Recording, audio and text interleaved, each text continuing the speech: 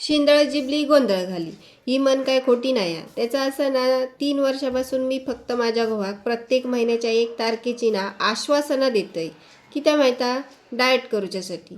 पण मग ह्या जिबेपायी आत्तापर्यंत तरी माझ्याकडून काय शक्य होक नाही. असो, आता काय करतालात, असता एखाद्याचा स्वभावच. आणि ह्याच स्वभावाक अनुसरून मी इकडे मस्तपैकी कांदा भजी करत होते. पण मग दीदी पण तिकडे कांदा भजीच करत होता. आणि यो फक्त ना योगायोग होतो. मी केलेली चाय सगळ्यांकाच आवडता म्हणून मग सगळ्यांसाठी चाय ठेवले.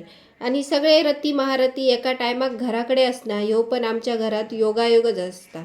नाहीतर 2 जण घरात आणि एक बॅग घेऊन रेल्वे स्टेशनला, अशी काहीशी कहाणी आहे आमच्या घरातली.